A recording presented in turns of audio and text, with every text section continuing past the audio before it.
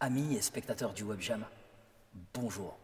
Alors bienvenue dans cette superbe chapelle qui nous est gracieusement mise à disposition par les sœurs trinitaires de Bruxelles. Alors pourquoi faire un WebJam dans une chapelle? Eh bien tout simplement parce que le personnage que nous allons évoquer aujourd'hui est un personnage que d'aucuns qualifient de christique, mis en croix pour ses idées, mis en croix pour la rédemption des pécheurs que nous sommes. Alors, cette figure est une figure clairement des plus clivantes qui a fait le plus polémique dans le monde musulman. En effet, pour certains, il est considéré comme un sorcier, un imposteur, un charlatan de la pire espèce, un suppôt de Satan. Pour d'autres, loin de là, c'est un amoureux de Dieu, un saint incompris par ses contemporains.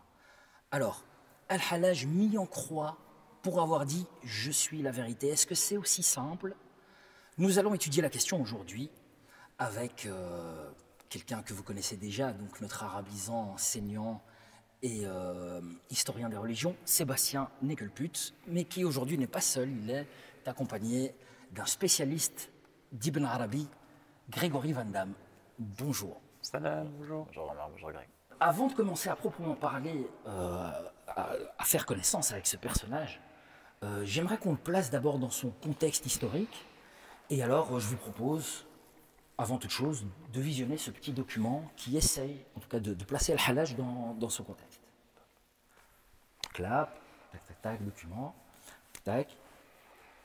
Voilà, alors après avoir visionné ce petit document qui essaye, tant bien que mal, de mettre Al-Hallaj dans la globalité dans laquelle il a vécu, je pense qu'il est peut-être important, avant de faire véritablement connaissance avec lui, peut-être de spécifier si le monde musulman dans lequel lui a grandi était si musulman que ça. Est-ce que c'est plus nuancé?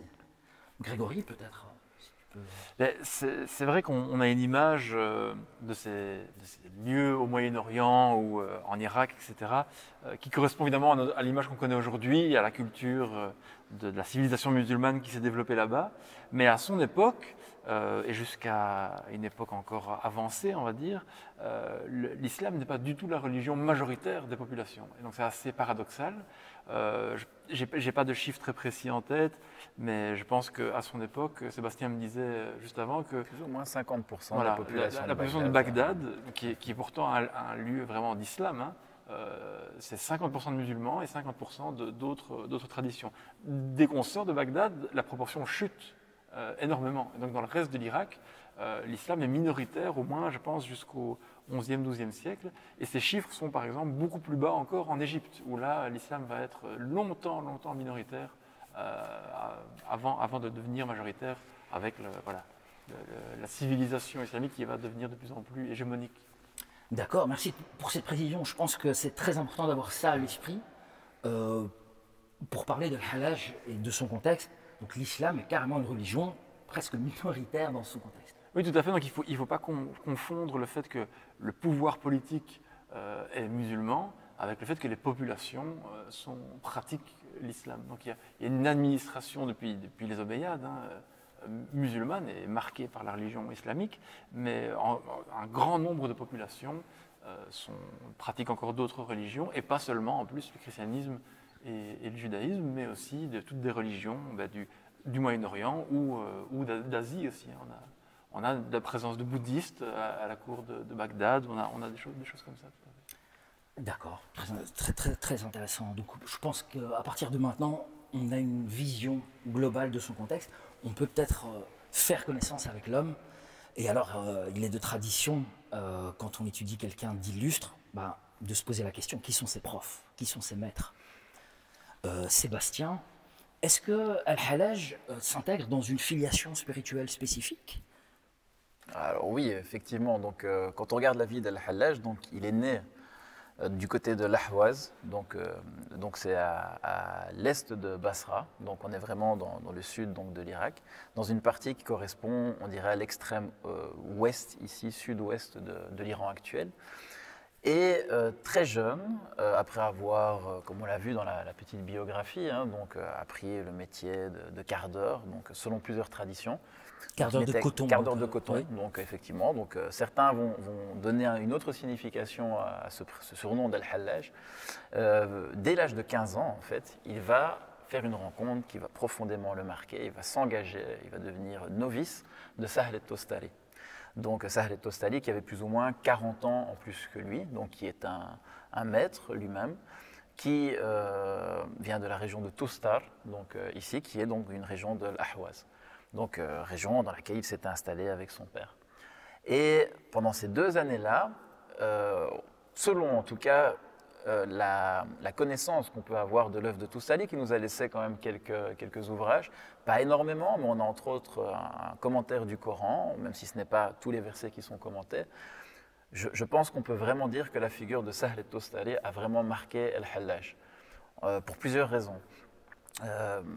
D'abord, premièrement, Sahl el-Tostari est quelqu'un qui est très particulièrement connu pour insister sur la compréhension profonde du Coran. Comme il le disait, donc, il n'est pas un saint qui n'ait reçu donc, de Dieu la compréhension de la parole en ce qu'elle a d'apparent et ce qu'elle a de caché. Et quand on le questionnait, mais qu'est-ce qu'elle a de caché? Il a dit le sens. Et c'est ça ce qui est voulu en fait, c'est la compréhension. Et cette méditation profonde, y compris une certaine attitude. Sahl el-Tostari insiste beaucoup sur l'abandon, le désaveu de toute forme de prétention à un certain pouvoir, à une certaine force qui serait propre à l'individu pour s'en remettre pleinement à Dieu. C'est aussi vraiment quelque chose qui ressort très très fort chez lui. Des notions comme celle de l'amour, aussi la mahabba. Donc toutes ces choses-là, on les trouve déjà dans l'enseignement de Sahl el-Tostari. Et par la suite, une fois qu'il aura fini donc, cette période de 2 ans, il va s'engager, donc il va gagner Bagdad, et il va s'engager donc, auprès de Amr al-Makki. Amr al-Makki, donc, alors, qui lui a à proprement, certains disent qu'il a initié, c'est-à-dire qu'il lui a transmis donc, le signe de l'initiation qui était un vêtement, la khirqa, le froc soufi de l'âne. Mais selon moi, et surtout quand on voit un peu la manière dont sont passées leurs relations, je pense que la relation avec Sahl el-Tostari a été vraiment quelque chose de déterminant. Par la suite, alors qu'il a donc entre 17 et 19 ans, donc, et qu'il s'engage auprès de Amr al-Makki à Bagdad, il va épouser la fille donc, de Abu Ya'qub al-Aqta, qui est lui-même secrétaire de Junayd, le grand Junayd de Bagdad. Et c'est parce que son maître, Amr al-Makki, ne va jamais accepter, alors il va avoir plein de démêlés avec lui, mais déjà ce mariage va poser un problème. Hallaj va saisir en fait l'arbitre, enfin Junayd comme arbitre, tout simplement. Et n'en sortant pas dans ces querelles confrériques, à un moment donné, Hallaj va vraiment, et c'est là c'est aussi très intéressant, mais lâcher le froc, lâcher l'habit. Il va à un moment donné quitter tous ces milieux donc soufis et ouvrir tout à fait des nouvelles pages de sa vie. Mais sa filiation au début, effectivement, Sahl el-Tostari, Amr al-Makki et el-Junayd, c'est clairement quelque chose qui est authentifié par tous les chercheurs qui ont travaillé sur lui. D'accord. Et ma question peut paraître un peu naïve, mais je me demandais, en fait, moi, en lisant un petit peu sa vie, si son premier maître, au fond, n'était peut-être pas son père, en fait, qui va lui apprendre le métier de cardeur, qui va l'emmener avec lui durant ses déplacements, et qui peut-être va être celui qui va mettre la graine, qui fera que Al-Hallaj sera sensible à l'enseignement d'Al-Tustari. Est-ce que ce que je dis est possible ou... Bien sûr qu'une possibilité, c'en est une, mais je ne suis pas ici renseigné sur ce fait. Donc il faut savoir que le surnom d'Al-Hallaj, certains donc, le ramènent effectivement donc c'est Al-Hussein, donc déjà il faut d'abord son prénom aussi son importance. Je veux dire quand on connaît son histoire, donc Al-Hussein qui était le petit-fils du prophète, lui-même mort à Karbala, la date précise, stop. Karbala, point, ouais. Ah, Karbala, ok. Donc c'est 50 ans après, mais bon, j'ai plus, c'est 683, c'est possible, on ne va pas dire la date. Freeze, on reprend. Mais le surnom d'Al-Hallaj, d'autres traditions ne le mettent pas du tout en rapport avec le métier de cardeur et le coton, mais ils l'appellent en fait Hallaj al-Asrar, celui qui était le cardeur des esprits. c'est-à-dire celui qui savait faire ce travail. Finalement, Cardé, c'est travailler les fibres pour les rendre à un moment donné bien distincts et savoir les tresser, savoir les filer en fait, à proprement parler. Et donc c'est ce travail de discernement dans l'esprit humain qui lui aurait valu, donc, selon d'autres sources, ce surnom. Quant à savoir le rôle qu'a joué son père, qui lui-même, d'après certaines traditions, était d'ascendance mazdéenne. Donc encore une fois, on est dans un contexte pluriconfessionnel où nous voyons même la famille d'El-Hallaj, visiblement, donc, qui est fraîchement entrée, on va dire, dans l'islam en tant que confession. Donc le rôle de son père, sûrement, mais je pense que la filiation spirituelle et la figure de Sahl el-Tostari est ici vraiment très très importante. D'accord. D'accord, alors Grégory, un point peut-être un peu plus général, qu'en est-il du soufisme à ce moment-là à Bagdad? Qu'est-ce qui se joue à ce moment-là à Bagdad au niveau du soufisme? C'est vraiment une excellente question parce que en fait, c'est le grand tournant de l'histoire du soufisme qui se joue à ce moment-là. Donc il faut savoir que avant cette période, le soufisme émerge autour de grandes personnalités charismatiques dans plusieurs régions du monde musulman. Il y a évidemment des filiations. Hein. On a cette filiation de Sahl el-Tostari qui est une personnalité très importante, lui-même disciple de Zunnun al-Misri, lui-même ayant fréquenté, donc Sahl el-Tostari a fréquenté le fort de Abadan, qui est donc un fort dans le Chat el-Arab, donc dans l'estuaire au sud-est de l'Irak, dans lequel en fait vont séjourner plusieurs générations de soufis. En fait, c'est un fort qui est à la base militaire, mais qui très vite ne l'est plus en fait, et sert de lieu de khalwa. En fait, une proto-zawiya, hein, c'est le début, un des premiers lieux qui va servir de modèle aux futurs zawiya. Et donc, il y a toute une tradition qui existe, mais il y a aussi des choses originales, on va dire. Hein. Et il y a deux choses très importantes qui se jouent à Bagdad à ce moment-là. C'est la synthèse entre ce qu'on appelle la Malamatiya et la Soufiya. Ça, c'est une chose extrêmement importante. Donc, la Malamatiya, c'est quoi? C'est un courant qui existe plutôt à l'est, plutôt dans le Khorasan, donc dans la Perse et aux confins de la Perse, hein, presque, de l'Afghanistan, etc. Et la spiritualité des Malamati est une spiritualité qui est une spiritualité de la pure introspection. C'est-à-dire que tout le cheminement spirituel est radicalement intérieur, quitte à volontairement se couper de l'extérieur. C'est-à-dire que donc les Malamati, le nom vient des gens du blâme, hein, c'est-à-dire les gens qui cherchent le blâme sur eux-mêmes, c'est-à-dire qu'ils vont, par rapport aux pratiques religieuses, on a souvent caricaturé. Hein. Bien sûr que certains vont aller jusqu'à avoir un comportement offensant ou ouvertement antinomique, hein, ou braver la charia en public, etc., pour cacher en fait leur piété intérieure. Mais de manière générale, c'est plutôt l'idée qu'on ne va pas s'adonner, par exemple, aux jeunes de manière manifeste. On ne va pas être en khalwa dans la mosquée ou en i'tikaf dans la mosquée. On va être un commerçant.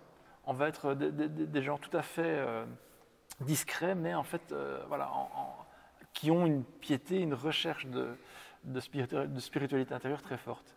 Et au niveau de la formulation du soufisme, ça va avoir des effets très importants parce qu'il va y avoir une sorte de compétition avec ce qui se passe à Bagdad, où là, on a plus une tradition de ce qui s'appelle vraiment la soufia, donc qui désigne à la base les gens de Bagdad, qui sont eux plus dans une piété, on va dire, plus religieuse, plus identifiable, plus ancrée dans les codes religieux et la société de l'époque. Et en fait, à cette époque-là, je passe les détails, mais surtout avec la figure de Junayd, on va avoir une synthèse de ces deux spiritualités. C'est-à-dire une pratique du soufisme qui est tout à fait ancrée dans la religiosité commune, mais qui met un accent extrême sur l'intériorité. Et notamment avec le développement des doctrines comme le fana, hein, donc l'extinction en Dieu, qui est en fait une extinction intérieure et non pas extérieure. D'où, évidemment, tous les remous que la personnalité de Hallaj et ce qui va se passer va provoquer. Et puis la deuxième synthèse très importante qui se passe et qui se joue à ce moment-là, c'est le fait que toutes ces personnalités, toutes voilà, tous ces mouvements aussi spirituels du soufisme, évidemment, créent parfois des réactions, créent des tensions avec d'autres instances de l'islam, et notamment d'autres autorités spirituelles, et pour ne pas les nommer, les fuqaha ou les mutakallimun, donc les théologiens ou les juristes de l'islam. Et en fait, Junayd, de nouveau, bon, ça se cristallise avec Junayd, mais ça commence avant lui, et il y a d'autres personnalités, mais ils vont se rendre compte qu'il va falloir trouver une manière de formuler le soufisme qui soit universellement compréhensible par tous les musulmans. Et le moment vraiment charnière dans cette histoire, c'est l'affaire qu'on a appelée l'affaire Ghulam el-Khalil. Donc, Ghulam el-Khalil est un juriste hanbalite qui travaille pour la cour abbasside. Et en fait, qu'est-ce qui se passe? C'est qu'une femme est amoureuse d'un des grands soufis de Bagdad, Al-Nouri, hein, qui est connu comme un des premiers amoureux, vraiment, enfin, un des chantres de l'amour divin. Et évidemment, Al-Nouri, lui, n'a pas vraiment d'intérêt à se marier. Et donc cette femme va voir Junayd et va lui demander d'intercéder auprès de Nouri pour qu'il accepte de se marier. Mais Junayd lui dit, mais tu vois bien, c'est un majdoub, c'est quelqu'un... Un extatique. C'est un extatique, un ravi dans l'amour divin. Il n'est pas capable de se marier, d'avoir une vie de famille. Ce n'est pas du tout son truc. Et donc, cette femme en fait, a un ressentiment envers ses soufis à cause de ce refus. Et donc, on va voir Ghulam el-Khalil, qui lui n'attendait que cette incitation, on va dire. Et donc, en fait, il va monter de toutes pièces un chef d'accusation dans lequel toutes les grandes figures du soufisme de Bagdad sont arrêtées, amenées à question au palais califal.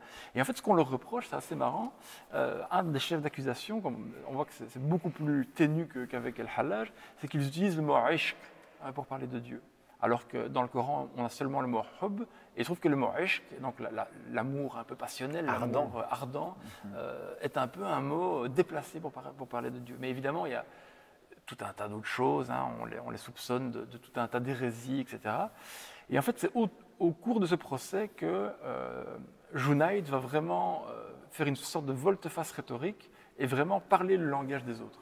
Il va vraiment se rendre compte qu'en fait, il faut parler à ces gens le langage du fiqh. Il faut parler à ces gens le langage de la calme. Mais bon, Junayd est formé, hein, il a une formation en jurisprudence et en théologie assez solide, qui lui permet de jouer ce jeu. Et à partir de là, eh ben, il comprend que c'est vraiment important. Et l'inscription du soufisme dans l'ensemble de l'islam et l'articulation de plus en plus précise avec les autres sciences religieuses de l'islam commence vraiment à ce moment-là, avec Junayd et avec ce besoin de parler un langage compréhensible par tous. Et donc justement, concernant ce grand maître qu'est Junayd, ce personnage incontournable qui pose, comme tu viens d'expliquer, un peu les jalons de ce que le soufisme va devenir, en tout cas le soufisme confrérique va devenir après. Est-ce qu'on peut avoir un petit peu plus de précision sur Junayd, Sébastien? Est-ce que le Junayd des écrits et le Junayd incarné, c'est exactement la même chose? Est-ce qu'il y a des nuances? Je préférais sur cette question céder la parole à Grégory. Hein, mais en tout cas, si tu peux déjà commencer à nous dire quelques mots sur Junayd. Quelque chose qui, moi, en tout cas, me frappe ici à mon humble niveau, c'est qu'entre la figure de Junayd que l'on retrouve donc dans les confréries et qui, effectivement, offre une image très policée, c'est la sobriété, Junayd. Surtout quand on regarde un personnage comme Hallaj, où on parlait avant de Nouri, où on a vraiment donc des amoureux ardents qui ne savent pas s'empêcher d'avoir des propos extatiques, en fait, qui choquent, qui, à un moment donné, révoltent. Junayd, au contraire, incarne cette sobriété, ce contrôle. Je sais, par exemple, qu'à un moment donné, une anecdote, hein, on lui disait « Mais comment fais-tu pour tout le temps, toi, être stoïque, sans rien montrer ?» Et il avait répondu avec un verset que tu les vois comme des montagnes, alors qu'ils sont comme les nuages qui passent. C'est-à-dire qu'extérieurement, il était comme une montagne, mais à l'intérieur, il était comme un nuage qui prenait toutes les formes et qui passait d'un endroit à l'autre, poussé par le vent à une vitesse. Donc une agitation intérieure, mais qui était dans le parfait contrôle.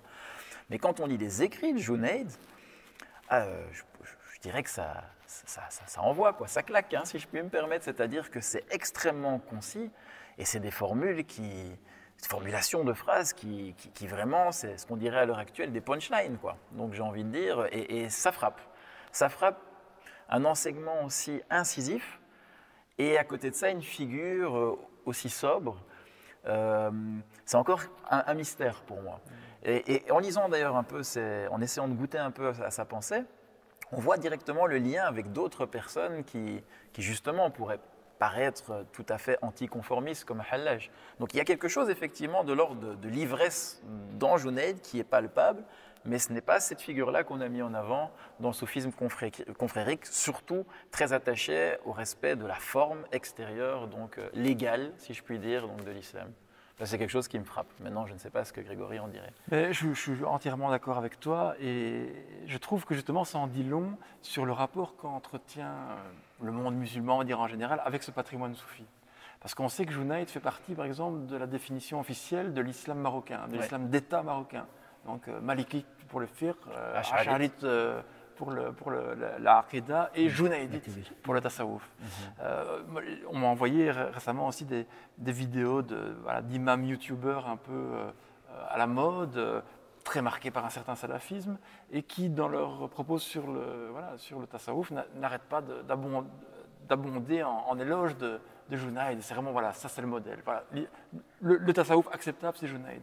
Et moi, je rigole toujours, je me dis, mais est-ce qu'ils ont lu Junayd, hein? Franchement, c'est parce que Junayd, c'est le fana, c'est clairement la wahda, donc l'extinction en Dieu. De l'ego. C'est aussi tout un langage qui est déjà marqué par un intérêt pour les questions métaphysiques, très clairement. Donc, c'est le premier vraiment, dans le tasawwuf, à utiliser les questions du wujud, de l'être, la question de l'être. Et y a-t-il une différence entre l'être de Dieu et l'être dans lequel nous existons, ou par lequel nous existons, comment se posent ces questions.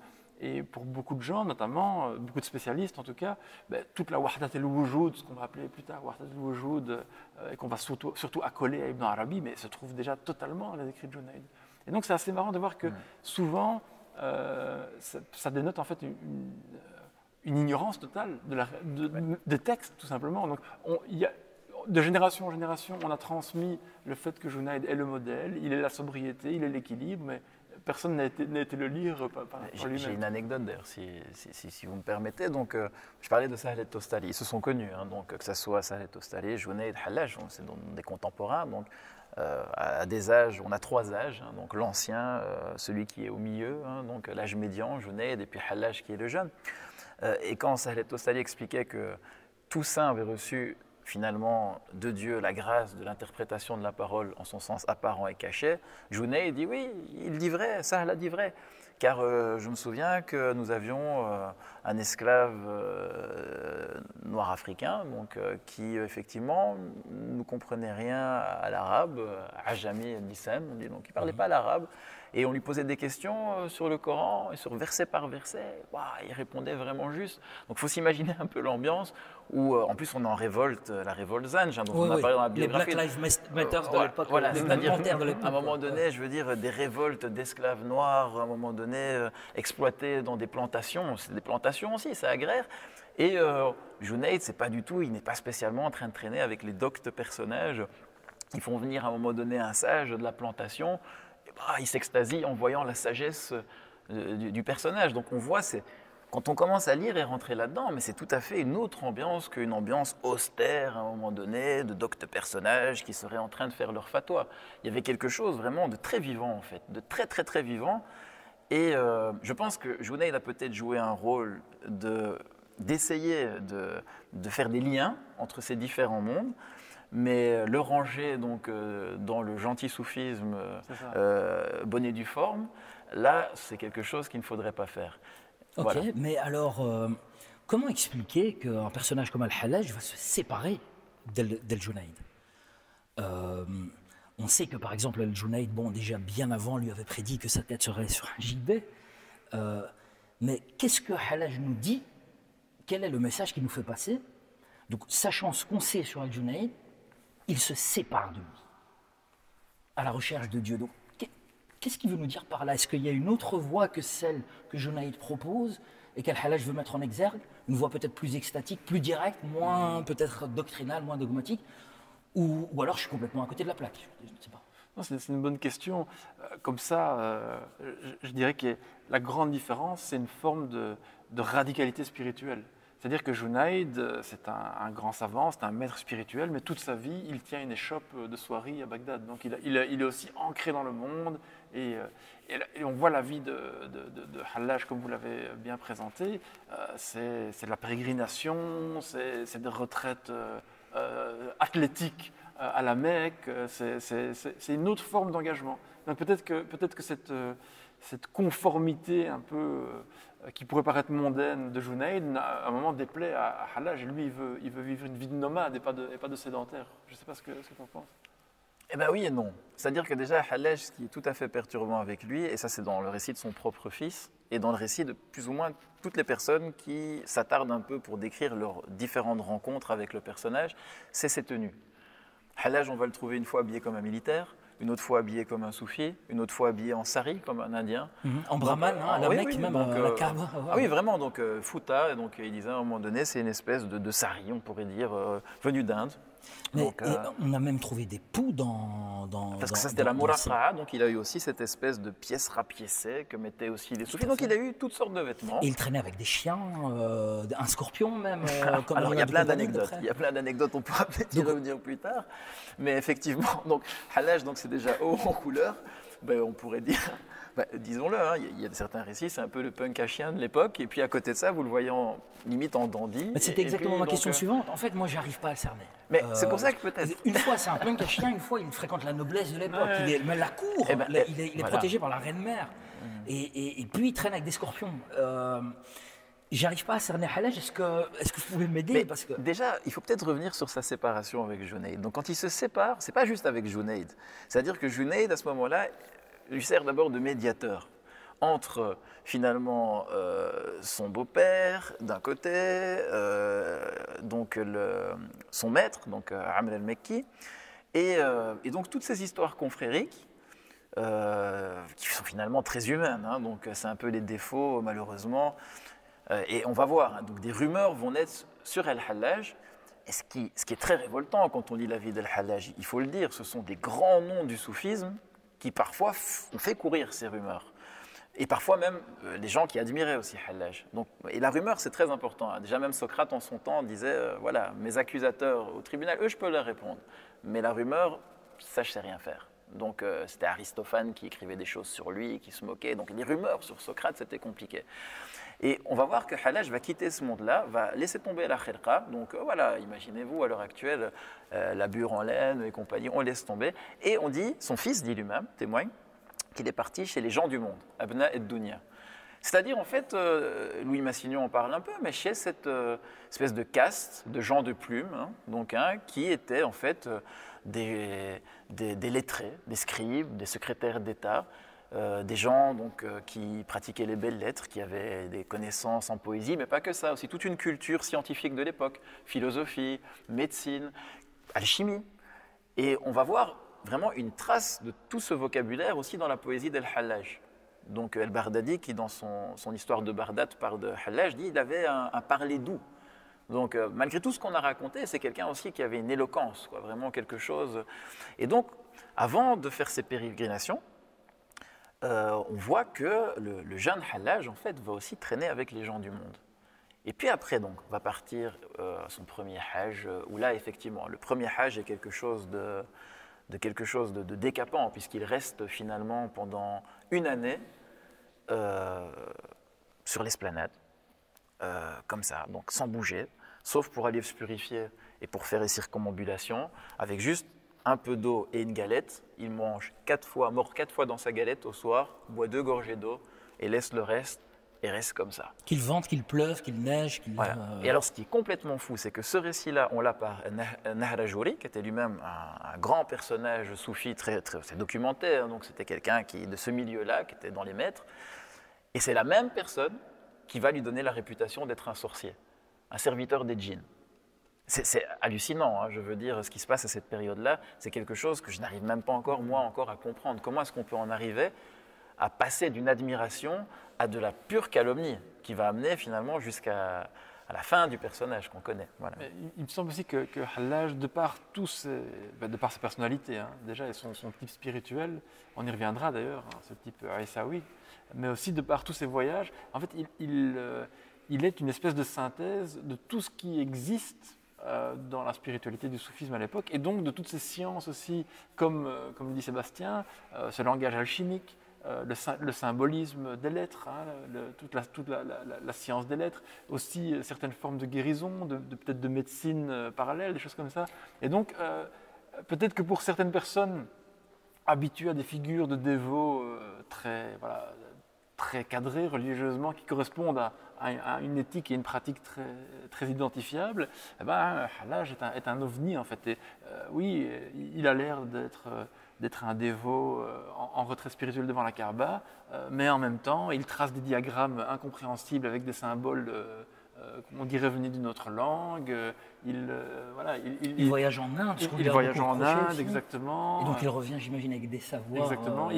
Visiblement, il est aussi connu pour faire des guérisons tout à fait miraculeuses. Un thaumaturge, hein, on dirait, un faiseur de miracles. Hein, tout à fait. Okay. Donc, à mon avis, tout cela, pour l'époque, évidemment, rentre difficilement dans les cadres de tout le monde. Hein. Mais d'un autre côté, on le voit aussi aller islamiser des populations très éloignées. Je pense qu'on a même une ville de Mansoura qui fait référence à lui. Elle s'appelle Mansoura parce que Mansour al-Hallaj est passé par là. Est-ce qu'on peut en parler un peu de ses voyages? Bon, certains disent qu'il aurait été au Tibet, ça c'est peut-être un petit peu moins présent dans les sources, c'est peut-être un on-dit. Pourquoi, à un moment donné, décider de voyager, de partir dans ces régions? Il est dit que c'est pour islamiser les autres. Est-ce que c'est avéré? Et donc il revient aussi avec de nombreux disciples. Bon, c'est déjà même au niveau local quelqu'un qui bouge beaucoup. Donc on l'a vu à Bagdad, on le voit du côté donc, de l'Ahwaz, donc dans l'Iran, juste à côté de l'Irak contemporain. On le voit remonter vers le Khorasan, donc plus au nord. Mais effectivement, après son deuxième pèlerinage, donc il a plus ou moins entre 36 et 40 ans, il va faire vraiment un long voyage apostolique. Alors effectivement, il semblerait que vraiment c'est dans une volonté d'aller hors des frontières des terres d'islam. Alors, bon, on sait plus ou moins, donc, en fonction des différentes dynasties qui régnaient, comme on l'a rappelé dans la biographie, on sait plus ou moins donc, voir il y a une limite qui est du côté de l'Inde, une limite qui est du côté donc, de ce qui serait l'Afghanistan ou la Chine actuelle. Donc, la région qu'on appelle ici le Turkestan. Donc, Turkestan, d'où viennent les Ouïghours.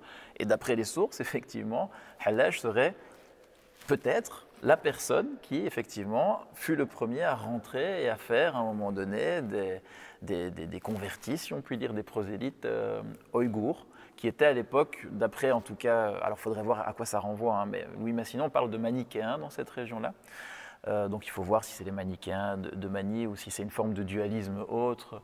En tout cas, donc c'est très intéressant de voir Hallaj partir. Et alors ce qui est très intéressant, c'est qu'il ne prend jamais les routes conventionnelles.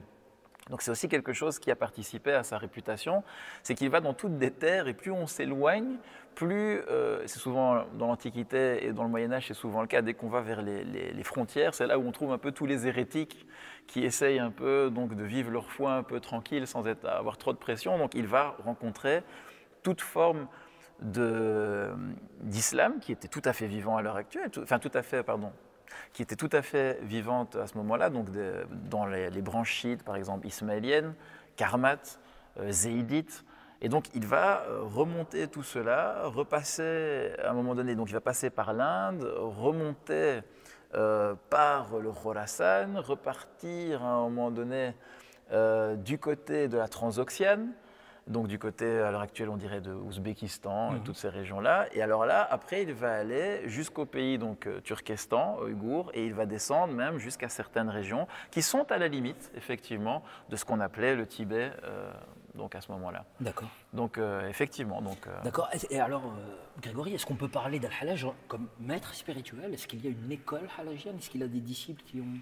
Alors, je pense que Sébastien connaît mieux cette question que moi, mais oui, visiblement, il a de nombreux disciples et il draine même des foules, en fait, hein, qui le suivent dans certains cas.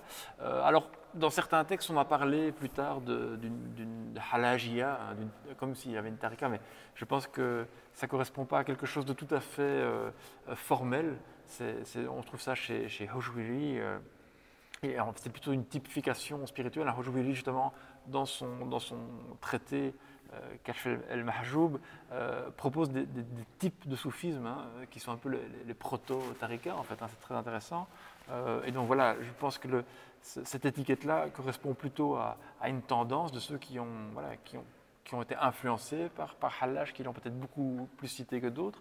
Maintenant, c'est vrai qu'il va y avoir des survivances, par exemple avec une figure très importante, Ruzbehan Bakhli Shirazi, qui lui va vraiment se réclamer de l'héritage de Hallaj, et lui par contre va vraiment fonder une tariqa familiale qui va survivre très peu de temps, mais qui se présente comme un héritage hallajien à part entière. Mais je crois que Sébastien a plus de détails sur Hallaj comme maître. Alors, moi, c'est carrément une question que je me pose. Ce qui est tout à fait épatant quand on regarde un peu la vie de Hallaj, c'est qu'on voit d'abord, avant tout, c'est du compagnonnage. Donc, même ses amis les plus proches, des gens comme Ibn Atta, ou des gens qui ont été son soutien et qui étaient vraiment donc, des gens qui étaient à proprement parler également, des maîtres spirituels, on a une espèce de vraiment une relation qui n'est pas du tout pyramidale. Avec Hallaj et avec les autres. On voit d'ailleurs que ce n'est pas du tout la formule. Et alors, ce qui est aussi très frappant, c'est son fils le dit, donc de tous ces voyages apostoliques, où il partait finalement convier les gens et les appeler à Dieu, que ce soit en terre à proprement parler d'islam ou dans les grandes métropoles ou que ce soit aux confins de l'Empire ou à l'extérieur, les gens lui envoyaient des lettres. Ça me fait fort penser un peu à la manière actuelle dont les gens rentrent en contact avec un maître spirituel, c'est-à-dire finalement des espèces de confréries mais mondialisées où les gens s'envoient des mails, se font des vidéoconférences. Et bien avec Hallaj, on a l'impression qu'il y a une espèce d'aura de personnes qui le rencontrent parfois 3 ou 4 fois dans leur vie. On a des témoignages, par exemple un Mu'tazilite, donc quelqu'un qui est un théologien réputé rationaliste. C'est pour ça d'ailleurs que ça ne passait pas bien, par exemple, du côté des soufis avec lui, et comme il fréquentait Hallaj, ça passait pas bien non plus du côté des Mu'tazilites, parce qu'il faut savoir que parmi les pires calomnies que l'on trouve ce Hallaj, c'est dans justement ces milieux rationalistes, qu'il le voyait vraiment comme, qui insistait, donc ça c'est même incompréhensible, qu'il le réfute au nom de la raison, qui est un espèce de garde-fou, surtout à cette époque. Je veux dire, il faut comprendre qu'il y a plein de croyances qui naissent, d'interprétations diverses, on pourrait comprendre. Mais par contre, on a dans des ouvrages, ce Hallaj, vraiment des calomnies, où on le fait passer vraiment pour un charlatan. Chez le Qadi Abdel Jabbar, on trouve ça, donc c'est un auteur plus tardif, mais qui est quand même donc médiéval, qui nous décrit Hallaj vraiment comme un charlatan. Et à côté de ça, on voit plein de témoignages de gens qui se revendiquaient de lui, qui le voyaient comme un maître, qui gardaient un contact avec lui, soit de manière assez subtile, une empreinte très forte, soit des correspondances. Il écrivait énormément, mais à proprement parler, et quand on lit un peu sa vie, on a du mal, à part peut-être son beau-frère, parce que c'est quelqu'un qui avait une vie familiale aussi, on a du mal à voir qui le suit. Hallaj, c'est quelqu'un qui disparaît pendant 5 ans et puis qui revient après. Qui laisse ses enfants à un tel et puis qui part. J'ai des choses à faire. Et il revient des années après. Donc on a l'impression d'avoir un espèce, comme on dit, de gyrovague. Et en même temps, on voit des liens très forts qui se consolident autour de lui. Et ce qui est frappant, c'est son aura, le nombre de personnes qui se revendiquent de lui. Donc c'est tout à fait étonnant, ça fait très moderne en fait, finalement, très contemporain. J'aimerais, donc pour clôturer cette... Pardon. Juste avant que tu clôtures, j'en profite, si on peut juste inverser ton micro, tu as tendance à avoir la touche de l'autre côté. Ah oui, pardon. Ok. Tu sais faire passer derrière toi? Oui. Ça ne risque pas de changer radicalement son timbre. Mon groove. T'inquiète. J'ai peur qu'on entende très fort la pièce au début. D'accord, je comprends. Pensez toujours à moins regarder. Oui, je sais, j'oublie tout le temps. C'est compliqué. Mais c'est vrai que... C'est pas grave, au pire on va te profiter. Voilà, c'est pas grave. Alors... Je vais regarder les micros, donc on est là tout, que Ouais. ça enregistre bien, c'est tout le monde. T'imagines, on doit tout recommencer ou quoi? Si ça tourne, on a 40 minutes. Ça tourne. Super. Parfait. Alors, malheureusement, on n'aura pas le temps de parler de la vie d'Al-Hallaj indéfiniment. Mais avant de clôturer cette partie où nous essayons en tout cas de cerner ce personnage, j'aimerais quand même prendre des clés pour notre vie actuelle. J'ai l'impression que dans les noms que nous avons cités, il y a comme une espèce de facilité, c'est peut-être que je me trompe, hein, mais il y a une facilité pour ces personnes à cette époque de concilier spiritualité et le monde dans lequel ils vivent. J'ai l'impression qu'aujourd'hui, c'est beaucoup plus compliqué. Est-ce qu'on peut tirer de cette période du comportement de ces gens des clés pour aujourd'hui, en fait? Je ne sais pas qui veut répondre en premier. Alors, il faut savoir ce qu'on appelle... le rapport, par exemple, prenons d'Al-Hallaj avec le monde, il l'a mis en avant. Donc, quand il revient de son premier pèlerinage, il revient avec des inspirations tellement fortes qu'il, on va dire, enseigne, on ne peut pas dire, hein, ce qu'on pourrait appeler des formes qui ressemblent à ce qu'on appelle les hadiths qudsi. Donc, c'est-à-dire où Dieu parle à la première personne, avec des chaînes de transmission tout à fait extraordinaires. Soit il prend des éléments naturels, soit il va dire par le grand chérubin, donc c'est des choses vraiment tout à fait extraordinaires. Il va prendre des entités célestes ou des êtres terrestres à témoin, à un moment donné, qui lui ont rapporté. On pourra peut-être en lire l'une ou l'autre. Donc le SNED sont des éléments oui, naturels. ou des puissances célestes. Donc des choses tout à fait extraordinaires. Je veux dire, il faudrait, je pense, même étudier ces chaînes de transmission. Selon moi, c'est du jamais vu. Surtout à cette époque-là, où les sciences du hadith, je veux dire, on a quand même l'école hanbalite ici, qui est quand même à Bagdad, entre autres, et c'est vraiment une école très portée vers la tradition et la critique des sources au niveau, bon, avec les moyens du bord de l'époque, hein, et on avait l'école zahirite aussi, qui vraiment ne voit pas d'un bon œil toute la casuistique des juristes et qui veulent revenir le plus possible d'abord sur le sens littéral du texte. Donc vraiment, il y a vraiment une volonté. Et alors quand on a quelqu'un qui arrive avec des chaînes de transmission qui sont... Concrètement, il balance des hadiths en disant, donc je sais pas, c'est un exemple, c'est une question, le tonnerre a dit que le nuage a dit que Dieu a dit. On va couper, je vais juste donner un exemple, hein, autant donner un exemple direct. Hein. On va couper, hop, j'en prends un ici. Dans les textes... Ah, pardon, on va couper de toute façon. Ça fait combien de temps qu'il est... Il vient de tomber, ok, super. Ah. Voilà. Ouais, j'ai mal au dos dès que je suis assis plus de 10 minutes. Tu veux un prix Dieu? Comment? Tu veux un prix Dieu? J'aurais préféré, franchement. Donc on peut reprendre? Donc, est-ce que c'est bien ça, Sébastien ou... Mais je vous prends un exemple. Donc, revenons sur cette question du monde et je prends ici une des riwayat. Donc, on a cet ouvrage-là de Hallaj, donc, qui nous est conservé et imprimé.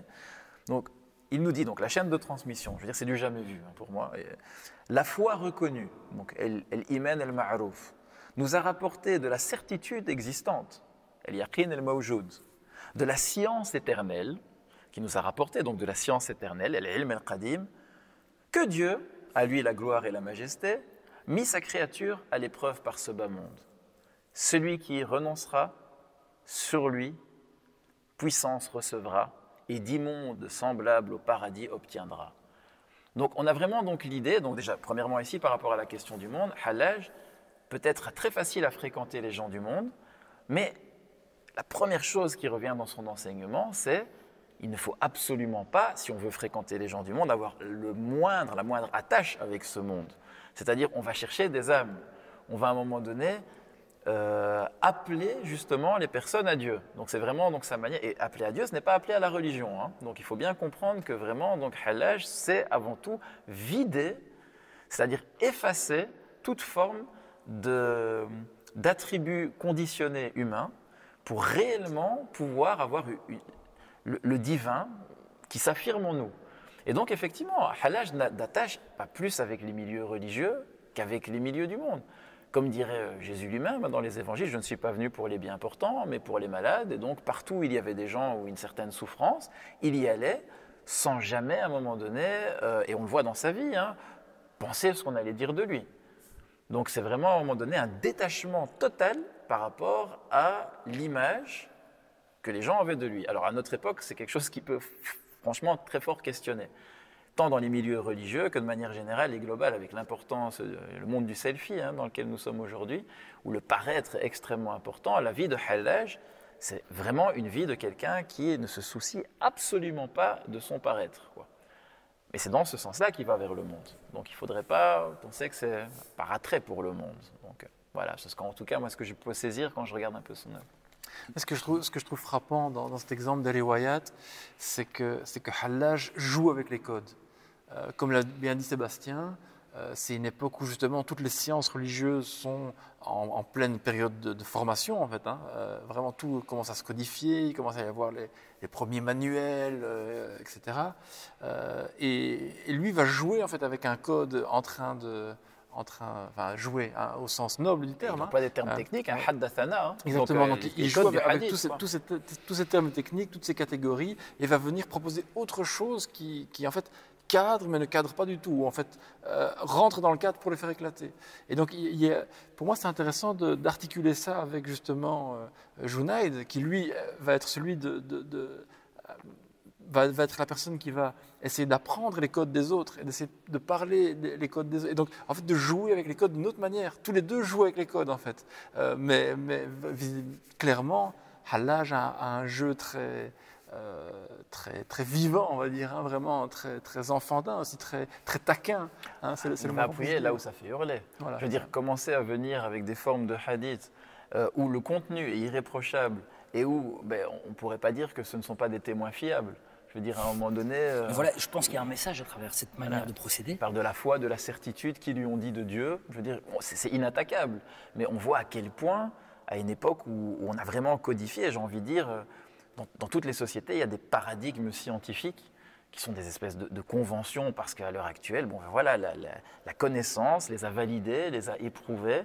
Et donc là, on est dans la naissance de la critique historique des sources, avec bien sûr, encore une fois, qui peut être tout à fait aussi récusable sur plus d'une manière, sur plus d'un aspect. Mais chaque époque a toujours sa culture scientifique et ses conventions qui sont toujours critiquables. Et là, on voit que Hallaj, ce qui est très intéressant, c'est qu'il vient, en connaissant bien chacun de ces domaines, il vient exactement appuyer là où il ébranle à un moment donné des certitudes finalement très fragiles. En nous disant, en passant, que en fait, c'est à l'intérieur de soi, plutôt qu'il faut chercher la source et non pas des sources extérieures. Tout à fait. Maintenant, j'aimerais aborder la question un peu sinistre de l'histoire. Donc, son procès. Cette mise à mort qui peut paraître assez sauvage. Al-Hallaj est démembré, il est mis sur croix, il est décapité, il est brûlé. Ça interpelle. Alors, je vais vous poser une question qui peut paraître naïve, mais on dit qu'il est mort parce qu'il a dit une phrase, alors on est en plein dans la question de la liberté d'expression et de ses limites, etc. Mais est-ce que c'est aussi simple? En gros, que reproche-t-on à Al-Hallaj? Grégory, peut-être pour commencer. Alors, on lui reproche beaucoup de choses. Ça, c'est ça qu'il faut comprendre. Déjà, ce procès, en fait, est étalé sur presque 10 ans. C'est-à-dire que le procès est chaque fois réinstruit, on essaie chaque fois de relancer le procès. Donc, il y aurait énormément de choses à dire. Et cette fameuse phrase, An al-Haq, est au final juste une pièce du dossier à charge. Elle est la plus emblématique, elle a été utilisée dans la littérature postérieure, mais il ne semble pas que c'était l'élément le plus prédominant à l'époque en réalité. En fait, il faut comprendre que Hallaj est un agitateur. C'est quelqu'un qui sort dans la ville, dans les marchés, qui est suivi par des foules, et donc déjà ça ennuie beaucoup le pouvoir abbasside. C'est aussi un voyageur, et donc on suspecte les raisons de ces voyages, les réseaux qu'il pourrait avoir en dehors de Bagdad à une époque où justement le pays et l'empire même est assez morcelé, il y a des révoltes à droite à gauche, comme on l'a déjà évoqué. Et alors, le problème, c'est que sa prédication, un certain aspect notamment de sa prédication qui est cette j'ai envie de dire, ésotérisation du rapport à la religion, fait beaucoup penser à ce que proposent les karamates. Les karamates qui sont voilà, une de ces sectes de l'époque dont parlait Sébastien tout à l'heure, et qui eux aussi en fait remettent en question l'aspect apparent, on va dire, des rites et des règles, et surtout sont justement occupés à fomenter des séditions dans l'Empire en dehors de Bagdad. Et donc, le fait que Hallaj ait des doctrines qui ressemblent à celles des karamates, le fait qu'il voyage dans des régions dans lesquelles il y a des karmates, ça commence à faire beaucoup pour les dirigeants. Et alors l'aspect sans doute le plus emblématique au moment où on va instruire le procès, c'est ce que lui-même appelle isqat al-wasa'it, donc le fait que les intermédiaires entre l'homme et Dieu à un certain moment doivent tomber parce qu'ils sont des voiles, ils sont des obstacles dans la relation à Dieu. Et donc c'est pour ça qu'il va insister sur une intériorisation et une spiritualisation de tous les rituels. Et alors, une des choses emblématiques qu'il va faire, c'est avoir un rapport notamment au rituel du Hajj, du pèlerinage, en disant que, dans plusieurs lettres, que l'important c'est de faire un pèlerinage intérieur. Il conseille à quelqu'un de construire une Kaaba dans sa maison et de faire la course entre Safa et Marwa, entre sa chambre et la cour, et des choses comme ça, en disant l'important c'est que tu vives le pèlerinage à l'intérieur de toi, c'est pas d'aller à la Mecque physiquement. Et puis lui-même va construire, on dit, une Kaaba dans son jardin et des choses comme ça. Et donc tout ça ressemble très fort en fait à la prédication et à l'action des karmates qui eux-mêmes en fait attaquent les pèlerins. On sait après Hallaj ils vont attaquer la Mecque, voler la pierre noire, des choses comme ça. Et donc je pense que la première fois qu'il est mis au pilori, je ne sais plus si c'est le premier procès, mais on lui met agent des karmates. Voilà, ouais. on lui met un panneau agent des karmates. Donc voilà, c'est vraiment l'image. Après, comme j'ai dit, ça dure des dizaines d'années, donc il y a tout un tas de chefs d'accusation qui sont utilisés, mais le plus important, c'est celui-là, c'est le fait qu'en fait, il incite les gens à se défaire de la charia, en fait, à se défaire du rituel, et surtout d'un rituel comme le pèlerinage à la Mecque, qui est le rituel rassembleur par excellence, en fait. Et donc c'est clairement une volonté pour le gouvernement de l'époque, c'est clairement une volonté de réduire à néant l'unité du pays. Donc il s'agit d'un chef d'accusation qui est le trouble à l'ordre public, si je comprends bien, essentiellement en fait. Être accusé de karmat, d'être... Non, soit, vas-y, stop, ouais. Alors, il y a cet aspect-là. Bon, il faut savoir aussi que les troubles viennent à la fin de la vie d'Al-Hallaj, surtout après son 3e pèlerinage. Donc, on va dire dans la dernière partie de sa vie, qui s'étale entre 50 et 60 ans. On va dire, c'est vraiment là où les troubles vont s'intensifier. Il fait le 3e pèlerinage aux alentours de 45 ans. Mais il faut comprendre que Hallaj a froissé plusieurs personnes. Alors, j'ai parlé d'abord des théologiens rationalistes, qui sont quand même, je veux dire, les théologiens officiels. Donc, c'est la posture théologique officielle, même s'il y a eu, à un certain moment, dans les califes précédents, on a rétabli certaines écoles juridiques par rapport à d'autres. Hallaj, par exemple, quand on en parle dans les livres, en tout cas qui ne sont parvenus jusqu'à nous, des Mu'tazilites, comme j'ai dit, c'est juste pour montrer la différence entre les vrais miracles et les faux miracles. Et les faux miracles, on prend Hallaj, c'est le sorcier, le charlatan. C'est très décevant comme littérature, car ce ne sont que des ragots. Alors que je parle d'intellectuels de premier plan. Mais quand il cite Hallaj, c'est pour montrer, regardez un peu les charlatans, et on vous cite des histoires vraiment qui sont plus sordides les unes que les autres. Quelqu'un qui va vous sortir des gâteaux de la terre, quelqu'un qui va vous faire chercher des poissons en plein désert, ou ce genre de choses. Ça, c'est une première chose. Donc, on lui reproche la sorcellerie. Et à un moment donné, d'influencer les gens, donc de faire que les gens le servent, des fausses guérisons, donc vraiment charlatanisme. Puis, on a des accusations, donc, comme on a dit ici, de fréquenter donc, des insurgés ou de se faire trop proche de certains insurgés. Mais alors, on a aussi d'autres chefs d'accusation, dans les milieux, par exemple, qui seraient chiites duodécimains. Parce qu'il faut savoir que Hallaj, quand il était disciple de Tostari, c'est au même moment où le 11e imam chiite, l'imam al-Askari, donc Hassan al-Askari, va décéder et l'imam al-Mahdi va être occulté. Donc selon, effectivement, vraiment, l'imamologie, c'est ce qui est fondamental dans le chiisme, c'est le cher, c'est la face de Dieu sur terre. Donc c'est vraiment ça qui compte avant tout. Et là, par exemple, chez les chiites, on va lui reprocher de se faire le représentant de l'imam el-Mahdi. Donc, et encore jusqu'à l'heure actuelle, hein, on trouve encore ce genre de paroles, ce halaj. Vous allez sur YouTube, vous pouvez trouver. Alors bien sûr, le monde chiite est pluriel aussi, mais on a cette réputation. Soit il est vu comme un chiite, comme un grand saint, qui vraiment, effectivement, était un représentant de la tradition, soit comme étant un prétendu représentant de l'imam. Puis on a alors là par contre, là ça devient très troublant. Bon, on est quand même dans le web Jama, donc parlons un peu aussi du jugement qu'avaient les soufis aussi sur lui. C'était la question suivante, justement, les soufis en général. Alors, qu'en disent-ils? La tariqa, pourquoi pas Chadiliya en particulier, qu'en dit-elle? Et alors, pour rentrer peut-être dans la précision, puisqu'on a un spécialiste d'Ibn Arabi, qu'en dit Ibn Arabi lui-même? Donc allons-y. Alors là, c'est tout à fait étonnant. Alors, si je prends même une source, je dirais contemporaine, mais prenons le Cheikh el-Alawi, il en parle dans son ouvrage El-Mawad el-Raythiyya.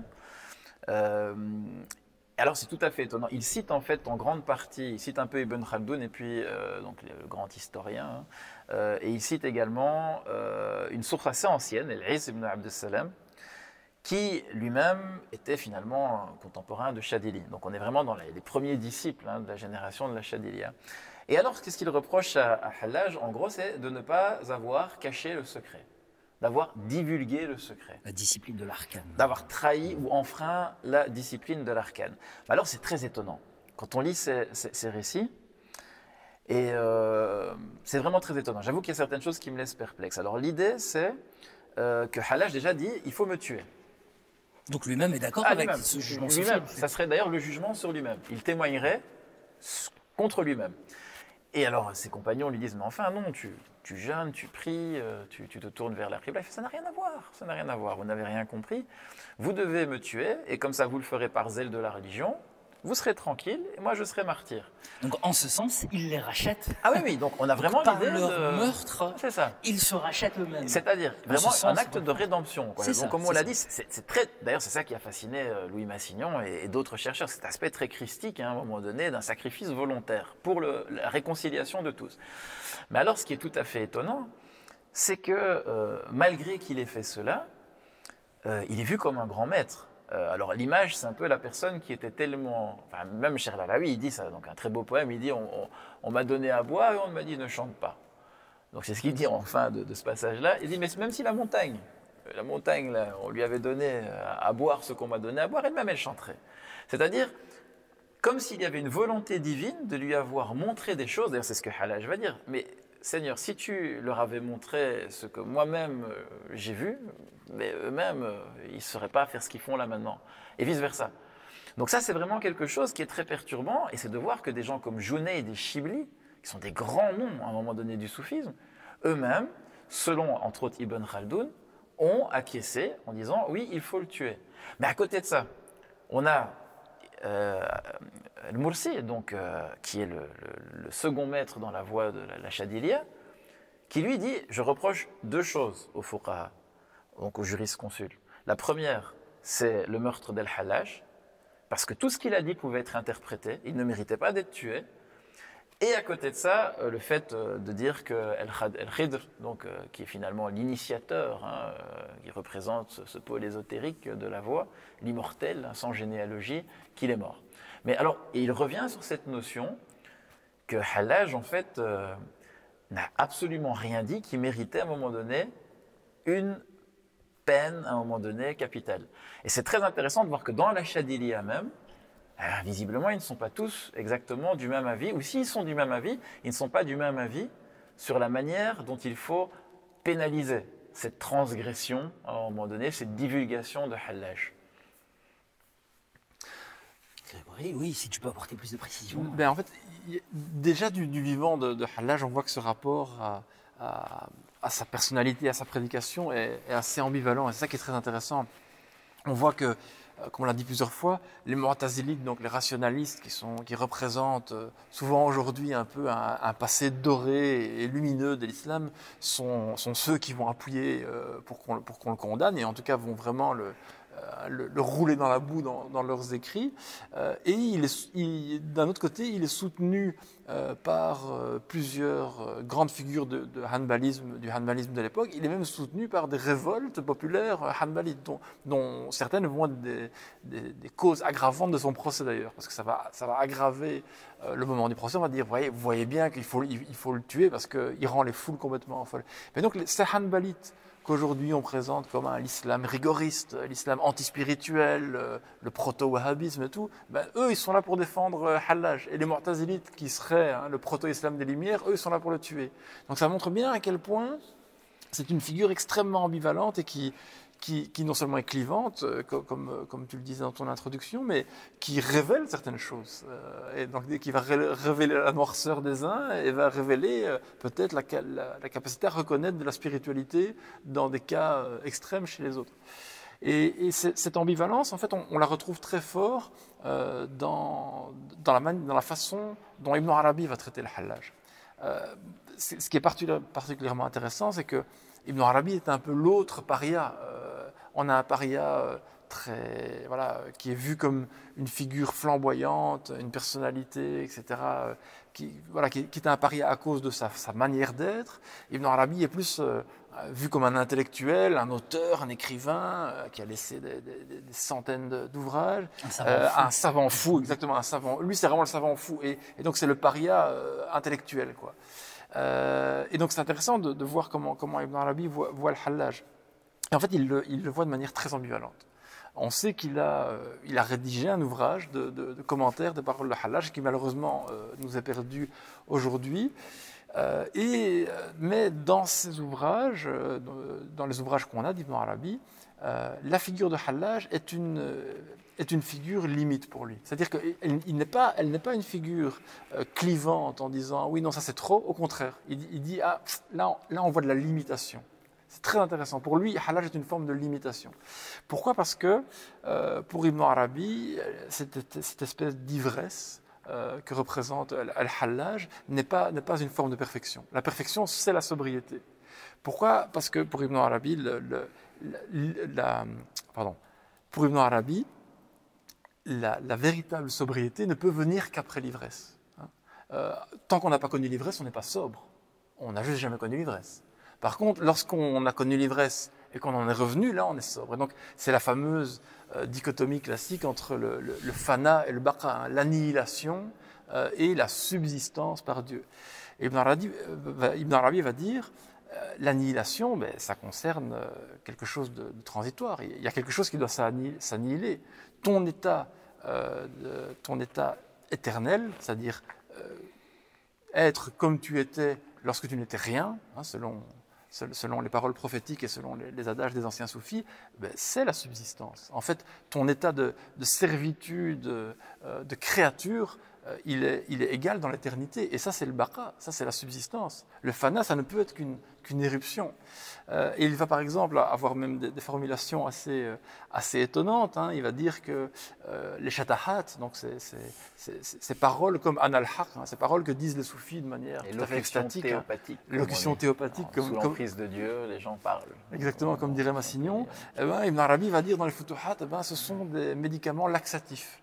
L'air de dire que, en fait, la présence divine constipe ces soufis et donc ils doivent évacuer quelque chose. Donc c'est un peu une forme de provocation. Mais ce que je trouve le plus important, et c'est sans doute la touche la plus importante d'Ibn Arabi dans tout cela, c'est qu'en fait cette forme d'ivresse pour Ibn Arabi est en réalité une forme de fixation.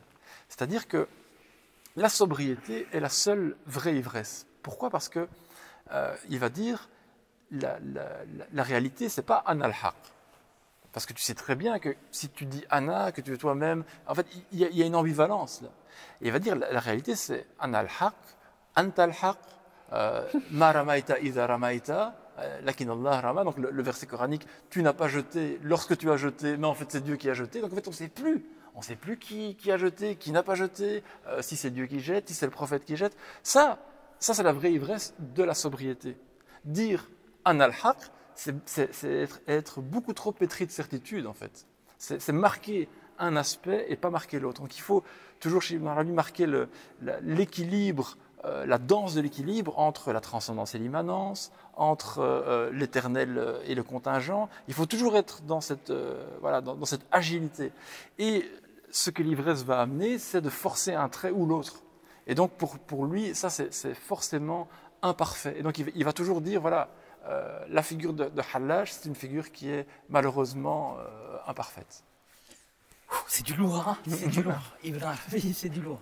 Ah, mais si je peux, donc sur Ibn Bien Arabi, sûr, quand je même, t'en parce prie, qu'il y a une Sébastien. petite perle, et je pense qu'aussi c'est, j'en discutais avec Grégory, donc en faisant un peu quelques recherches, il y a quelques citations donc d'Ibn Arabi, et ça Grégory est mieux capable, il connaît beaucoup plus cette vaste œuvre, et je pense d'ailleurs c'est sans fin, hein, parce qu'Ibn Arabi a écrit énormément, mais à un moment donné, dans les Futuhat, c'est dans les Futuhat, si mes souvenirs sont bons, oui. Il dit, Futuhat 559, donc le portique 559 plutôt.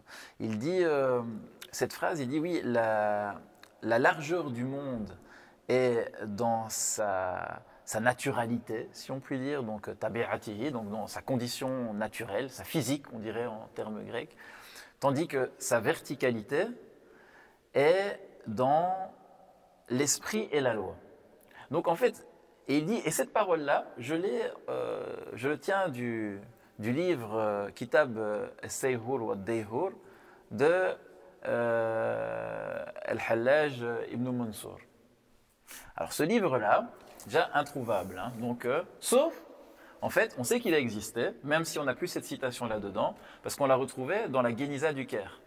Donc ce sont des juifs qui ont conservé, parce qu'on a trouvé donc à un moment donné des traces de Hallaj. Paul Fenton a travaillé donc, sur ça, donc sur toute la survie d'El Hallaj dans les manuscrits arabes juifs.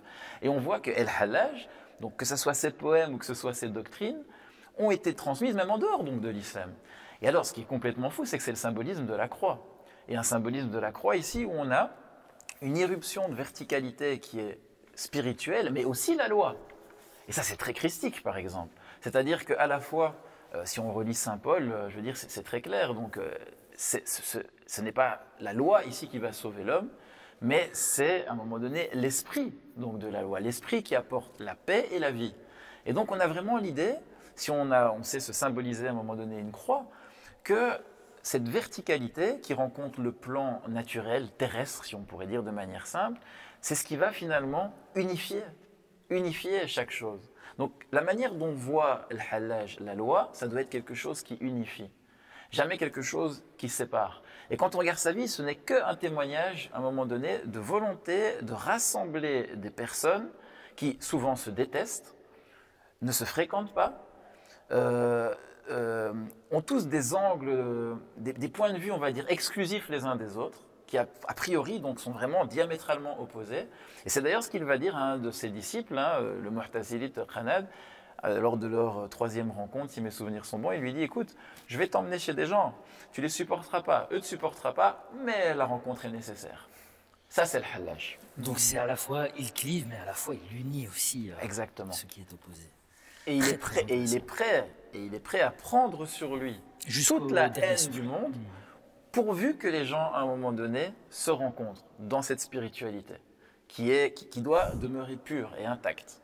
Donc c'est vraiment tout à fait exceptionnel quoi, comme personne. Pour donner un autre exemple des Futuhat d'Ibn Arabi que je trouve très beau, pour montrer comment ces choses en fait, doivent s'unifier, il cite une parole, je pense, qui est rapportée dans beaucoup de traditions soufis, selon laquelle Shibli aurait dit « Hallaj et moi, nous avons bu la même boisson, mais lui, ça l'a rendu ivre, et moi, ça m'a dégrisé direct. » Et en fait, Ibn Arabi commente, il donne plusieurs commentaires de cela, mais il y en a un que je trouve vraiment magnifique.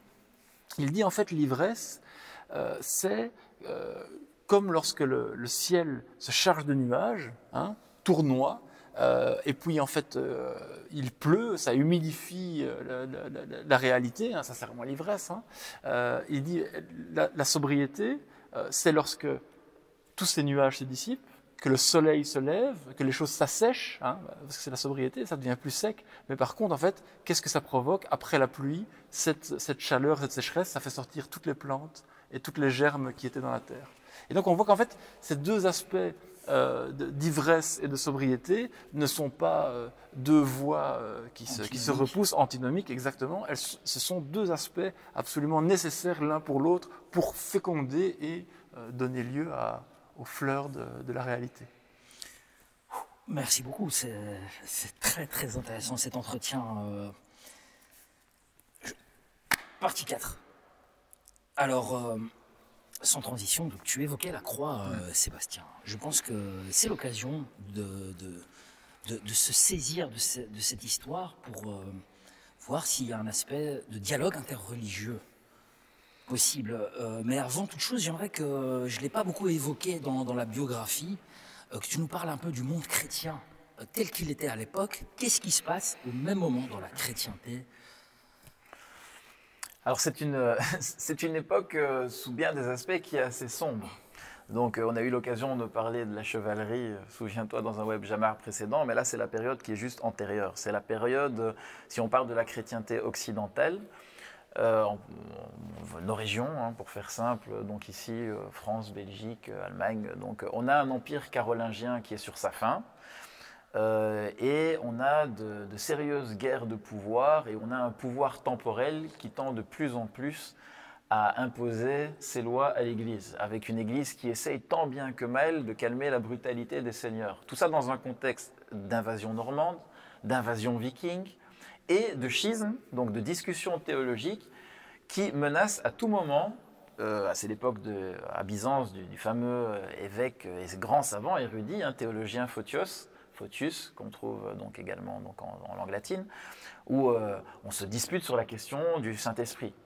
Procède-t-il du Père, procède-t-il du Fils? Donc c'est un climat, je veux dire, où il y a des histoires même carrément sordides. Hein. Prenons l'exemple d'un pape qui va, parce que son prédécesseur avait fait empereur quelqu'un qui ne convenait pas à la famille qui le supportait, on a le pape Étienne VI, si mes souvenirs sont bons, qui va faire déterrer le pape Formose, encore en putréfaction, l'habiller, le juger, à un moment donné, coupable. Donc on va juger un cadavre, on parle du synode du cadavre, pour après le jeter dans le Tibre.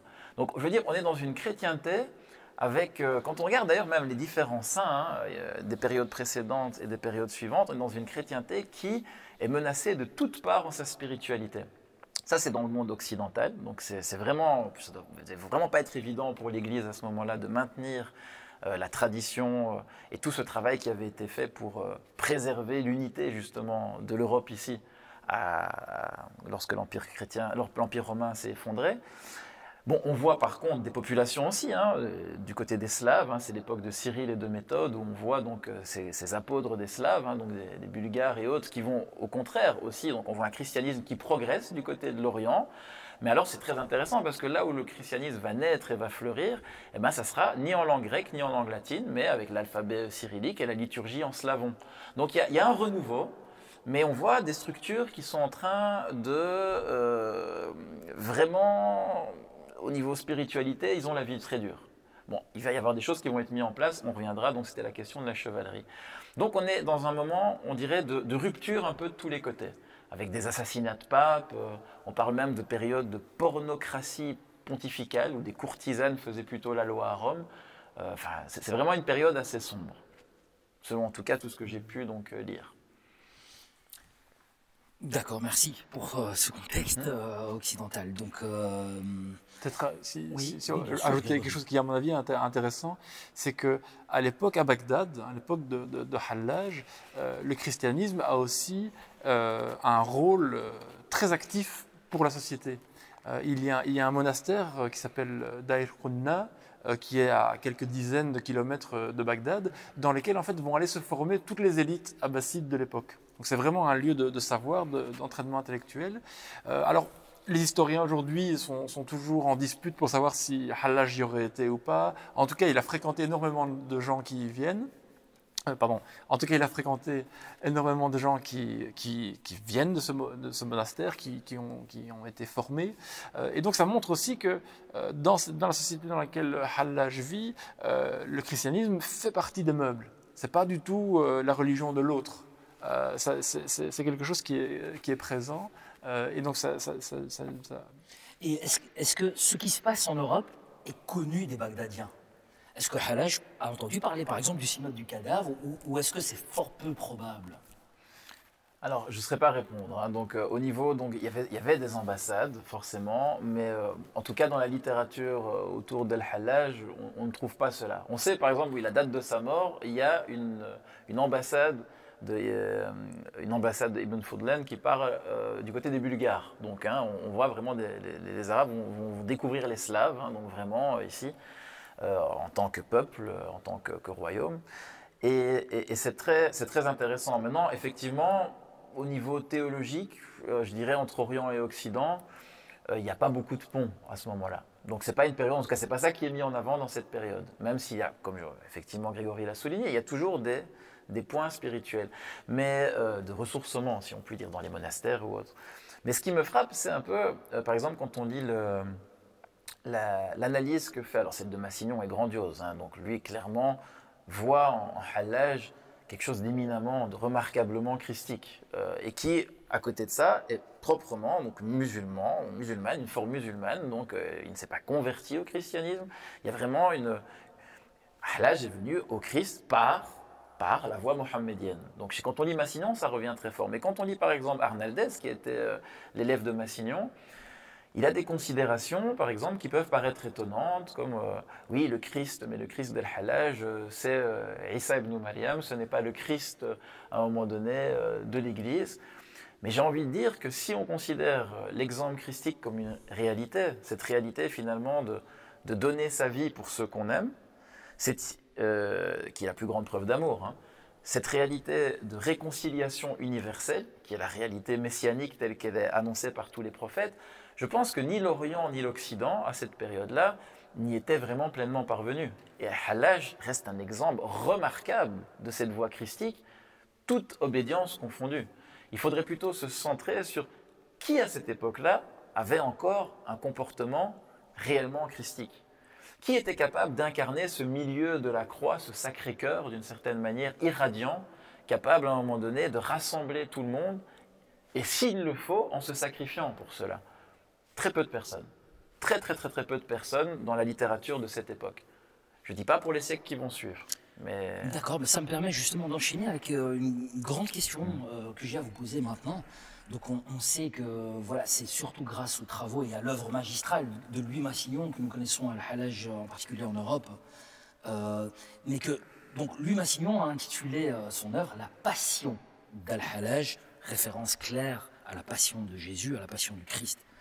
Qu'est-ce que c'est que cette passion? Est-ce que c'est ce que vient d'évoquer Sébastien? Grégory, est-ce que... Pardon. Donc, c'est plutôt pour Sébastien. Est-ce que... Qu'est-ce que c'est que cette passion? Est-ce que c'est ce que tu viens d'évoquer justement, le concept de passion? Alors, ça fait débat. Bon, d'abord, j'ai envie de dire, quand on discute dans un dialogue interreligieux, parce que là, proprement parler, c'est un sujet de dialogue interreligieux, est-ce qu'on est réellement dans un dialogue ou pas? Bon, déjà, j'ai envie de dire, toute la partie des personnes qui camperaient sur leur dogme, et tu connais comme moi, vous connaissez tous les deux, bon, certains vont d'abord considérer que Jésus n'a pas été crucifié. Donc déjà, ceux qui n'admettent pas la crucifixion du Christ, ça va être difficile d'aller plus loin dans la discussion. Mais on peut aller plus loin, hein, je veux dire, si on commence à réfléchir, donc dans la perspective chrétienne, il y a eu de nombreux sacrifices qui ont précédé, qui sont des types, donc, hein, qui annoncent à un moment donné le sacrifice christique. Le plus connu, c'est le sacrifice d'Abraham, qui est commémoré par les musulmans par la fête du sacrifice. Et alors, ce qui est très intéressant, c'est que le Coran lui-même, hein, aussi, quand il parle de ce sacrifice, dit « nous avons donné en rançon », donc c'est-à-dire le fils d'Abraham. Alors, selon la tradition biblique, c'est Isaac, selon Ibn Arabi aussi d'ailleurs. Donc, mais selon, encore une fois, si d'autres de nos auditeurs considèrent que c'est Ismaël et pas Isaac, encore une fois, la discussion et ces rapprochements ne sont plus possibles. Mais si on admet cela, ça veut dire que dans le Coran, il y a une trace, à un moment donné, d'une rançon pour sauver une vie qui est faite, se fait à l'époque d'Abraham, avec son fils Isaac, qui lui-même personnifie cette rédemption universelle qui sera celle du Christ. Et c'est vraiment l'idée, donc, dans le christianisme, par exemple, oriental et arabe, cette idée de rançon, de fida en arabe. C'est ce qu'on trouve sur la plume, par exemple, des auteurs coptes. Donc, j'ai lu certains auteurs coptes comme Mata el-Miskin, grand auteur contemporain, enfin, qui nous a quittés au siècle dernier. On a vraiment donc cette idée que c'est par cette rançon de sa propre vie qu'il a offert par amour pour les hommes, le plus grand des dons, qu'il a racheté le péché, comme dans les différents textes où on trouve des sacrifices expiatoires. On a un agneau innocent qui va porter sur lui le péché des hommes sans pour autant lui être un pécheur. Alors on pourra me dire, oui, mais ça n'existe pas dans l'islam, chacun est responsable de ses actes. Oui, mais cette notion de rançon, elle est partout. C'est-à-dire que quand les compagnons s'adressaient au prophète, ils disaient « Puisse mon âme te servir de rançon ». Donc à un moment donné, ou même dans les poèmes mystiques, je veux dire, quand on dit Abou Madian, si mes souvenirs sont bons, qui dit même si j'ai peu de biens, wa in qallat al amwalu nafsi fidakumu. Donc même si j'ai peu de biens, mon âme vous servira de rançon. Cette idée à un moment donné de sacrifier sa personne pour réaliser en nous cette présence qui est une présence unifiante, y compris dans le sens sociologique du terme, c'est quelque chose qui est proprement parlé, très mohammedien aussi, et très christique. Et ça, c'est vraiment la voie qui est intéressante. Et tous les maîtres s'accordent à dire que le début de la voie commence par le sacrifice de soi. D'ailleurs, certains mystiques disaient, c'est quand même bizarre, comment est-ce qu'on peut suivre le chemin des justes alors que dès les premiers pas, on s'est vidé le cœur de notre sang. Tu vois, on est censé être mort, comment est-ce qu'on fait pour avancer? C'est-à-dire qu'on n'avance plus par nous-mêmes. On doit être porté par une réelle présence. On a déjà tout donné en fait. On commence, on a déjà tout donné. Et bien ça, c'est proprement vraiment l'élément christique. Et ça, c'est vraiment la passion à proprement parler, qui est une victoire sur la mort parce qu'elle est résurrection. Et ce qui est complètement fou, c'est qu'un auteur comme El-Izz ibn Abd Salam, il termine en parlant donc dans la Shadiliya del-Halaj en disant « Ils ne l'ont pas tué, ils ne l'ont pas crucifié ». Comme le Coran parle de Jésus. « Wa ma qataluhu wa ma salabuhu ». Et il dit, c'est simplement à un moment donné qu'il a bu, à un moment donné, parmi des commensaux qui n'étaient pas en fait dignes de lui. Et ces commensaux célestes, donc ils lui ont promis le vrai banquet céleste, étaient jaloux à un moment donné de cette situation et l'ont repris parmi eux. D'accord. Donc moi je vois très bien maintenant l'aspect christique. Mais maintenant j'ai quand même une question. Est-ce que pour Halaj lui-même, à travers ses écrits, est-ce qu'il a évoqué le Christ? Est-ce que pour lui, ceci était christique ou plutôt mohammadien? Alors c'est une excellente question. Bon, évidemment qu'on va trouver chez Hallaj des allusions au Christ comme aux autres grandes figures prophétiques du Coran. Maintenant, c'est certain que pour Hallaj, sa spiritualité est une spiritualité pleinement musulmane et j'ai envie de dire pleinement mohammadienne. Elle est 2 fois plus pleinement mohammadienne du fait que, comme Sébastien l'a expliqué tout à l'heure au début de notre entretien, Hallaj est un disciple de Sahl al-Tustari et que clairement on voit que la spiritualité de Sahl al-Tustari l'a beaucoup influencé et c'est pas un hasard si c'est chez Sahl al-Tustari que c'est cristallisé la première fois de manière très évidente la doctrine de la Haqiqa Muhammadiyya ou de la Nour Muhammadiyya, donc de la préexistence éternelle de la réalité muhammadienne ou de la lumière muhammadienne. Donc c'est quelque chose qui existe de manière diffuse dès les premiers temps en fait de la communauté musulmane, mais qui petit à petit va se cristalliser, se formuler doctrinalement de manière de plus en plus précise et aboutir à un moment avec une doctrine vraiment mature, on va dire, chez Ibn Arabi. Or, chez Hallaj, dans le seul livre qui nous soit parvenu, qui est un peu un compendium de ces grandes idées, le Kitab al-Tawasin, le premier chapitre, c'est quoi? C'est un chapitre sur la Haqiqa Muhammadiyya. C'est un chapitre qui ne parle que de cela. La réalité muhammadienne. La réalité muhammadienne qui est l'alpha et l'oméga de la réalité, la réalité d'où procèdent toutes les autres réalités et qui est en fait la niche d'où procèdent toutes les autres réalités prophétiques. Et donc à plusieurs reprises dans l'ouvrage, il se réfère à Ahmad, qui est le nom par lequel Jésus appelle Muhammad dans le Coran. Mais par exemple, dans cet ouvrage, il ne mentionne jamais Jésus. Donc on voit quand même que voilà, dans son Tawasin, il ne mentionne jamais. Dans son Tawasin, il ne mentionne jamais Jésus. Donc je pense qu'il y a quand même quelque chose dont on doit mesurer l'importance. Et c'est vrai que par l'immense travail que Massignon a fourni, on a cette tendance à associer très vite Hallaj à la figure du Christ, et ce n'est pas sans raison. Par exemple, dans la doctrine de la réalité mohammedienne telle qu'elle est formulée en détail par Ibn Arabi, tous les prophètes qui ont précédé Mohammed sont des instances de cette réalité, sont en fait des députés de Mohammed qui viennent précéder son avènement comme sceau de ce cycle de prophétie. Et chacun de ces prophètes a un type bien particulier en fait, qui manifeste du coup ultimement des qualités de cette réalité mohammedienne. Et pour Ibn Arabi, tous ces types prophétiques sont en fait des matrices desquelles procèdent les types de sainteté. Or, pour bien des raisons, le type de sainteté d'Al-Hallaj, c'est clairement une sainteté christique.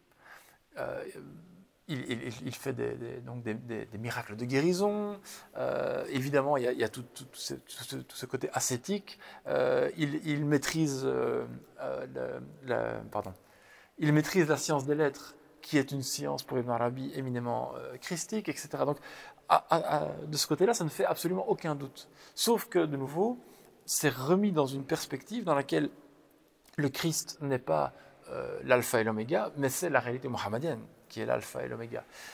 Et donc, c'est évident que le Ana al-Haq, il fait penser, un chrétien le lit, ça fait directement penser à je suis la voie, la vérité et la vie. Et c'est certain. Mais je pense que si on essaie de replonger dans la mentalité de l'époque et dans les écrits eux-mêmes, on voit que l'importance de la figure du prophète Mohammed est extrêmement centrale et à mon avis est vraiment un des principes fondateurs de la spiritualité d'Al-Hallaj. Oui, Sébastien, si tu as encore un mot à ajouter. Alors, sur ces questions-là, il y a toujours plein de perspectives possibles. Une qui me semble très intéressante, c'est le parallèle que fait le Cheikh El-Alaoui dans son commentaire de la sourate L'Étoile, qui est un texte aussi remarquable, vraiment remarquable, où à un moment donné, il dit clairement que ce qu'a vu Mohammed lors de son ascension céleste, Jésus l'a vu aussi. C'est-à-dire qu'on a une vision où ce n'est pas à un moment donné l'un ou l'autre. Quand on parle de l'unité, ce que les musulmans appellent le tawhid, mais c'est tout monothéisme. Quand on parle du divin, c'est quelque chose qui n'exclut rien. Donc forcément, ils ont vu la même chose. Mais le Cheikh El-Alaoui, qu'est-ce qu'il dit?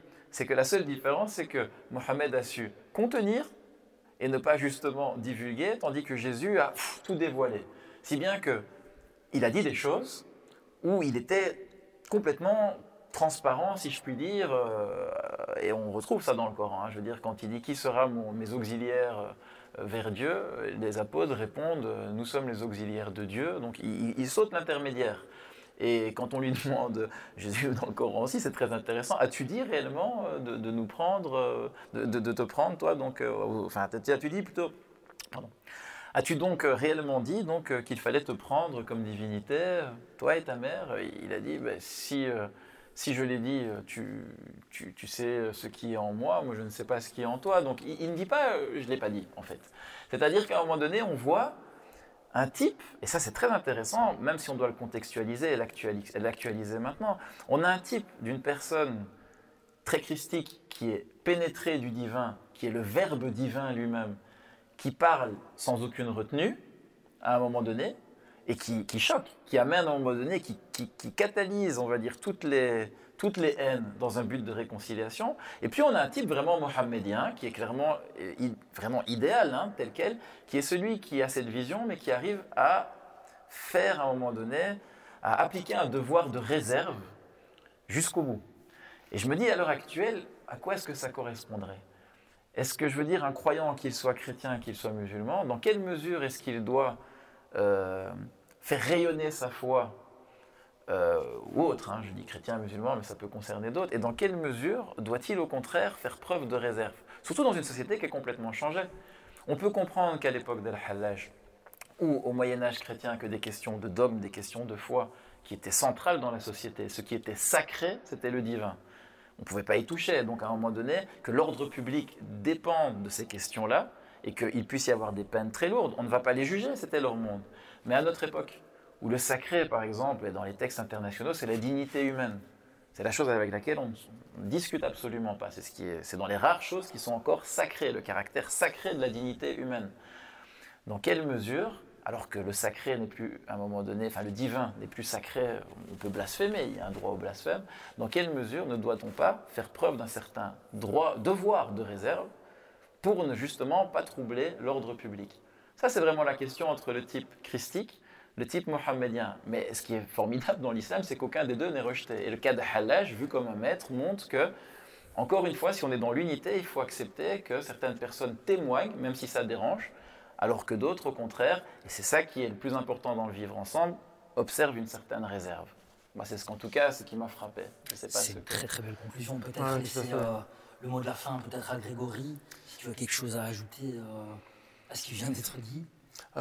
Non, pour être honnête, je vois pas très bien ce qu'on pourrait rajouter. On va couper. Voilà, écoutez, donc on va couper ces deux dernières secondes.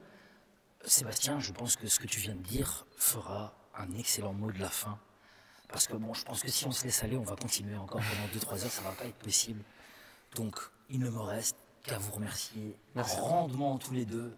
C'était passionnant. J'espère que nos amis spectateurs du Web Jam auront partagé cet engouement que moi j'ai ressenti. Et il ne me reste plus qu'à remercier encore une fois les sœurs trinitaires de Bruxelles pour leur accueil incroyablement chaleureux et leur confiance, pour nous céder comme ça leur chapelle. Et alors, à vous remercier, vous, pour votre attention. Nous vous disons à la prochaine fois et peut-être une émission sur Ibn Arabi, nous espérons. Hein, il y a grand tellement de plaisir. choses à dire. Donc cela. Avec grand plaisir. Merci beaucoup et bonne soirée à vous. Ouf.